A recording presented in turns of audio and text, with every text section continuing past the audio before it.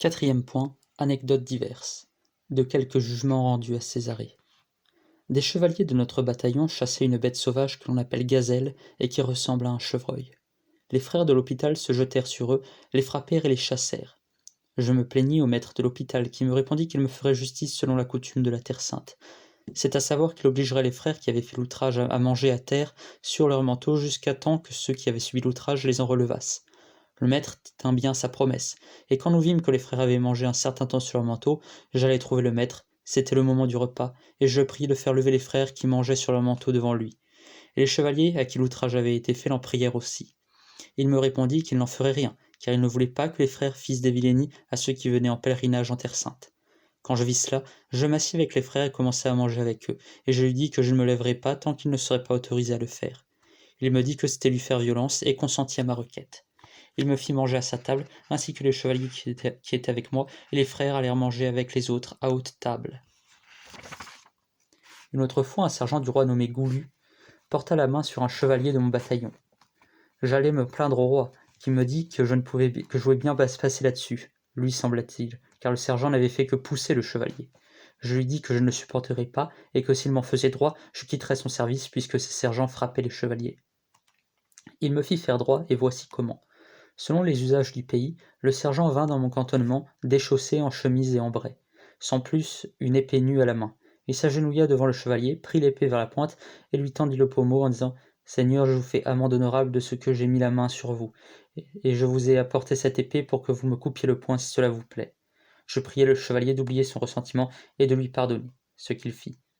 Voici encore une autre affaire. Frère Hugues de Jouy, maréchal du Temple, avait été envoyé au Soudan de Damas de la part du maître de cet ordre pour tâcher d'obtenir au sujet d'une grande terre que le Temple occupait et que le Soudan revendiquait, un accord qui donnerait part égale à chacun. L'accord fut fait, sous réserve de l'approbation du roi. Frère Hugues amena un émir de la part du Soudan de Damas et apporta les conventions dans un écrit qu'on appelait monte-foi, c'est-à-dire faisant foi et justice. Le maître conta cette affaire au roi, qui en fut tout hors de lui. Il lui dit qu'il avait été bien hardi d'avoir conclu ou négocié une convention avec le Soudan sans lui en parler, et il exigea que réparation lui en fût faite. Voici comment la chose eut lieu. Le roi fit lever les pans de 3 de ses pavillons, et tout le commun de chevaliers de l'ordre s'y rendirent. Pieds nus, en traversant le camp, leur tente était en dehors. Le roi fit asseoir devant lui le maître du temple et le messager du Soudan, et dit au maître à haute voix, « Maître, vous direz au messager du Soudan qu'il vous pèse d'avoir fait un traité avec lui sans m'en parler, et que dans ces conditions vous le tenez quitte de tout ce qu'il vous a promis et lui rendez toutes ses promesses. » Le maître prit les conventions et les rendit à l'émir en lui disant « Je vous rends les conventions que j'ai mal faites et je le regrette. » Le roi dit alors au maître de se lever et de faire lever tous ses frères, et ainsi fit-il. « Et maintenant agenouillez-vous et faites-moi amende honorable pour avoir entrepris ces démarches contre ma volonté. » Le maître s'agenouilla et tendit le bout de son manteau au roi, et il abandonna au roi tous les biens de l'ordre, pour qu'il pût en prélever l'amende qu'il fixerait. « Je veux tout d'abord, fit le roi, que frère Hugues, qui a conclu la convention, soit banni de tout le royaume de Jérusalem. Ni le maître qui était compère du roi en tant que parrain du comte d'Alençon, ni la reine, ni personne d'autre ne peut venir en aide à frère Hugues et l'empêcher d'être banni de Terre Sainte et du royaume de Jérusalem. » Les 3 ménétriers d'Arménie. Avec le prince d'Antioche vinrent 3 ménétriers de la grande Arménie. Ils étaient frères et allaient à Jérusalem en pèlerinage. Ils avaient des corps recourbés dont les sons leur sortaient en plein visage. Quand ils commençaient à corner, vous eussiez dit des chants de cygnes s'élevant d'un étang. Ils jouaient les plus douces mélodies et les plus gracieuses, en sorte que c'était merveilleux de les entendre. Ils faisaient des sauts merveilleux. On leur mettait une pièce de toile sous les pieds, et ils faisaient le saut périlleux, si bien qu'ils retombaient debout les pieds sur la toile. Les 2 plus jeunes faisaient le saut la tête en arrière, et l'aîné également, mais quand on lui faisait faire la tête en avant, il se signait, car il avait peur de se briser en tournant. Le voleur puni. Dans une rencontre, un sergent du roi et un cavalier sarrasin se désarçonnèrent l'un l'autre d'un coup de lance. Un autre sergent du roi, voyant cela, prit leurs deux chevaux et les emmena dans l'intention de les voler. Pour qu'on ne les vît pas, il passa entre les murailles de la cité de Rame. Mais une vieille citerne sur laquelle il marcha s'effondra sous lui. L'homme et les 3 chevaux tombèrent au fond. On me rapporta le fait. J'y allai voir et vis que la citerne continuait à s'ébouler sur eux, et qu'il n'en fallait guère qu'ils ne fussent entièrement recouverts. Beau fait d'armes de Jean le Grand. Tandis que Jean le Grand, chevalier génois, ramenait vers Acre les gens de pied qui étaient sortis de la ville, et qu'il ne fallait pas laisser exposer au coup des Sarrasins, un de ceux-ci se mit à lui crier en sarrasinois qu'il jouterait avec lui s'il voulait, et Jean le Grand lui dit qu'il le ferait volontiers. Tandis qu'il se dirigeait vers le Sarrasin, il regarda à main gauche et vit une petite troupe de Turcs, 8 au moins, qui s'étaient arrêtés pour voir la joute. Il laissa le Sarrasin, alla à la troupe des Turcs qui se tenaient bien tranquilles afin de regarder la joute, en frappa un de sa lance à travers le corps et le jeta mort à terre. Voyant cela, les autres se ruèrent sur lui pendant qu'il revenait vers nos gens, et l'un d'eux le frappa d'un grand coup de masse sur son chapeau de fer. Mais au passage, monseigneur Jean lui donna de son épée sur le turban dont il avait la tête entortillée et le lui fit voler au milieu des champs. Les Turcs portaient ces turbans quand ils se disposent à combattre, parce qu'ils peuvent les protéger contre un grand coup d'épée. Un autre Turc piqua des éperons vers lui, voulant lui donner de sa lance au milieu des épaules. Monseigneur Jean vit venir le coup, l'esquiva par un écart, et au moment où le Sarrasin passa, il lui donna d'un revers de son épée dans les bras, si bien qu'il fit voler sa lance au milieu des champs. C'est ainsi qu'il s'en revint, ramenant vers ses gens de pied, et il fit ses 3 beaux coups devant le gouverneur et les gentilshommes d'Acre, et devant toutes les femmes qui étaient sur les murs pour voir toutes ces gens. Les pèlerins de Grande Arménie. D'étape en étape, nous arrivâmes au sable d'Acre, où le roi et l'armée campèrent. En ce lieu vint à moi une grande troupe de gens arrivant de la Grande Arménie et qui allaient en pèlerinage à Jérusalem, en payant un gros tribut aux Sarrasins qui les conduisaient. Par un interprète qui savait leur langage et le nôtre, ils me firent prier de leur montrer le Saint-Roi. J'allai trouver le roi, qui était dans un pavillon, adossé au poteau central, et assis à même le sable, sans tapis ni autre chose sous lui. Je lui dis, « Sire, il y a là dehors une nombreuse troupe de gens venant de Grande Arménie et allant à Jérusalem, qui me prient de leur faire voir le Saint-Roi. Mais je ne désire pas encore baiser vos os. » Il éclata de rire, et me dit d'aller les chercher, ce que je fis. Quand les pèlerins eurent vu le roi, ils le recommandèrent à Dieu, et le roi en fit autant d'eux. Joinville renvoie un de ses chevaliers. Le lendemain, l'armée coucha en un lieu qu'on appelle Passe-Poulain, où il y a de très belles eaux, avec quoi on arrose la canne à sucre. Comme nous étions campés là, un de mes chevaliers me dit « Sire, je vous ai logé aujourd'hui en un plus beau lieu que vous ne le fûtes hier. » Un autre chevalier qui m'avait choisi la place d'avant se dressa tout irrité et lui cria « Vous êtes bien hardi de parler de choses que je fasse. » Et il se jeta sur lui et le prit par les cheveux. Sur ce, je bondis et le frappai du poing entre les 2 épaules. Il lâcha prise et je lui dis « Vite, hors de chez moi, car j'en jure par Dieu, jamais plus vous ne serez de ma compagnie. » Le chevalier s'en alla montrant une grande douleur et m'amena monseigneur Gilles Lebrun, le connétable de France. Celui-ci, voyant le grand repentir que le chevalier manifestait de la folie qu'il avait faite, me pria aussi instamment qu'il put de le ramener en mon hôtel. Je répondis que je ne le ramènerais pas, à moins que le légat ne me déliât de mon serment. Ils allèrent trouver le légat et lui contèrent le fait. Le légat leur répondit qu'il n'avait pas pouvoir de me délier parce que le serment était raisonnable et que le chevalier avait bien mérité ce qui lui arrivait. Si je vous raconte cette histoire, c'est pour que vous vous gardiez de faire des serments déraisonnables, car dit le sage, qui volontiers jure, volontiers se parjure. Comment la reine s'agenouilla devant des pièces de camelin, croyant que ce fussent des reliques. Le roi me donna congé d'aller en pèlerinage à Notre-Dame de Tortosa et me chargea de lui acheter 100 pièces de camelin de diverses couleurs pour donner au cordelier quand nous serions de retour en France. À Tripoli, le prince, que Dieu absolve, nous fit aussi grande fête et aussi grand honneur qu'il put. Il nous eût fait de grands dons, à moi et à mes chevaliers, si nous avions voulu les accepter. Mais nous ne voulûmes rien prendre, sauf quelques reliques. J'en apporterai au roi, en même temps que les pièces du camelin que je lui avais achetées. De plus, j'envoyai à madame la reine 4 pièces de camelin. Le chevalier qui les lui présenta les porta enveloppés dans une serviette blanche.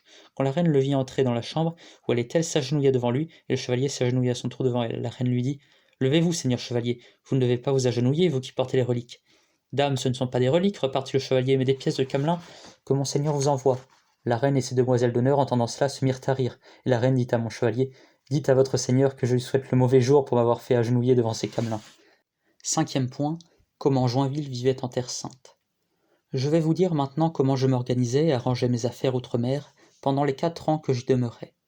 J'avais avec moi 2 chapelains qui me disaient mes heures. L'un me chantait ma messe sitôt que l'aube du jour paraissait, et l'autre attendait que mes chevaliers, les chevaliers de mon bataillon, fussent levés. Quand j'avais entendu la messe, je me rendais auprès du roi. Quand le roi voulait chevaucher, je l'accompagnais. Quelquefois il se trouvait que des messagers venaient à lui, et alors il nous fallait travailler toute la matinée. Aux approches de la Saint-Rémy, je faisais acheter plein mon étable de porc et ma bergerie de moutons, et faire des provisions de farine et de vin pour tout l'hiver, et cela parce que les denrées enchérissent en cette saison où la mer est plus mauvaise qu'en été. J'achetais bien 100 tonneaux de vin, dont je faisais boire le meilleur d'abord. Pour les valets, je faisais couper d'eau, pour les écuyers j'y faisais mettre aussi de l'eau, mais moins. À ma table, on servait devant mes chevaliers une grande fiole de vin et une grande fiole d'eau, et ils faisaient le mélange à leur guise. Le roi m'avait donné un bataillon de 40 chevaliers. À chacun de mes repas, je prenais à ma table 10 de ces chevaliers, avec les 10 miens. Ils mangeaient l'un en face de l'autre, selon la coutume du pays, assis par terre sur des nattes. Toutes les fois qu'on se criait aux armes, j'envoyais les 4 chevaliers qu'on appelait dizainiers, parce que chacun d'eux en avait 9 autres sous ses ordres. Toutes les fois que nous chevauchions en armes, les 40 mangeaient en mon hôtel au retour.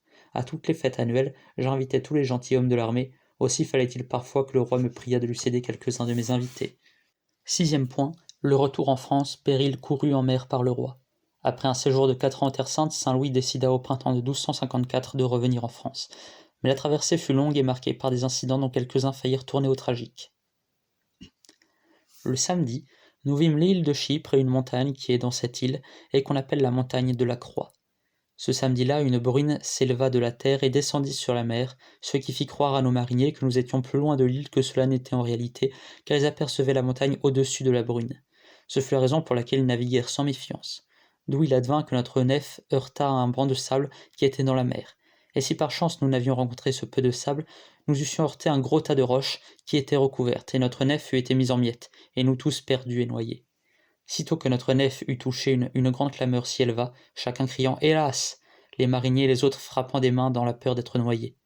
Quand j'entendis cela, je me levai du lit où j'étais couché et allai au château avec les mariniers, c'est-à-dire la partie surélevée de la nef à l'avant. À mon arrivée, frère Raymond, qui était templier et maître des mariniers, ordonnait à l'un de ses subordonnés de jeter la sonde. Celui-ci la jeta et s'écria aussitôt « Hélas, nous sommes à terre !» À ces mots, frère Raymond déchira sa robe jusqu'à la ceinture et se mit à s'arracher la barbe en criant « Aïe, aïe, pauvre de moi !»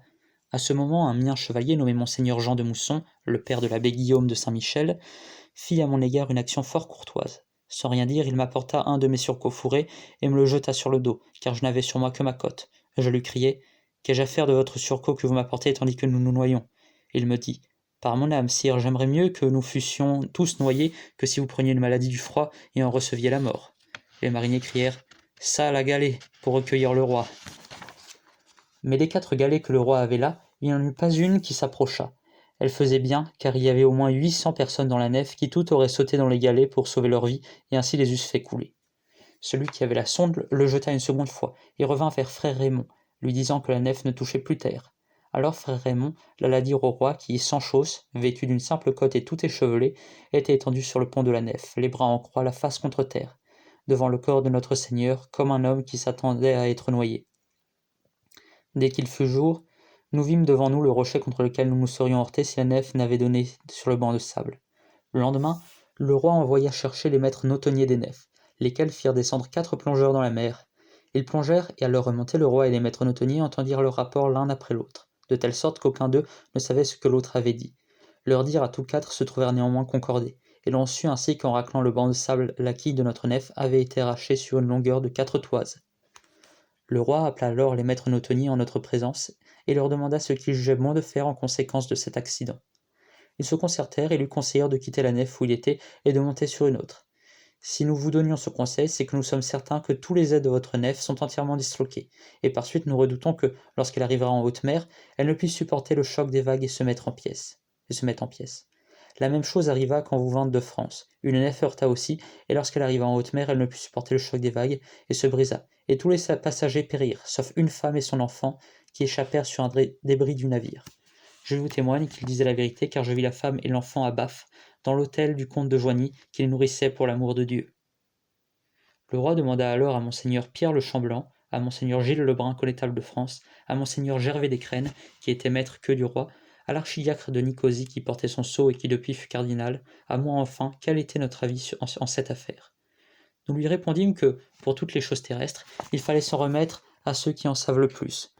Aussi, quant à nous, vous conseillons de faire ce qu'ont dit les notonniers. Le roi alors dit aux notonniers « Je vous demande sur votre honneur si la nef était à vous et qu'elle fût chargée de vos marchandises, en descendriez-vous » Ils répondirent tous ensemble que non, car ils aimeraient mieux courir le risque d'être noyés que d'acheter une autre nef pour 4000 livres de plus. « Et pourquoi me conseillez-vous alors de descendre ?»« Parce que, firent-ils, ce n'est pas je partis, car ni or ni argent ne peuvent payer le prix de votre personne, de votre femme et de vos enfants, qui sont ici avec vous, et c'est pourquoi nous vous conseillons de ne pas vous mettre en aventure, ni vous ni eux. » Le roi dit alors « Seigneur, j'ai entendu votre avis et celui de mes gens. Je vais maintenant vous donner le mien, qui est tel.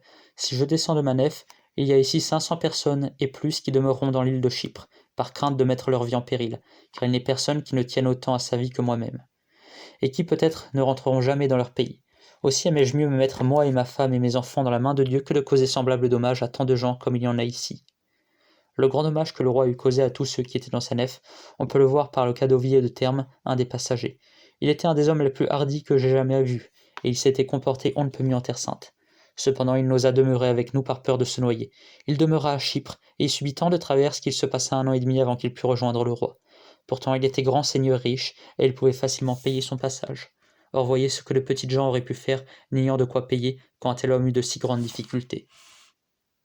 Après quelques autres aventures, on aborda hier, le 17 juillet 1254. Arrivé à Beaucaire, Joinville se sépare du roi et rentre dans son château qu'il avait quitté depuis 6 années.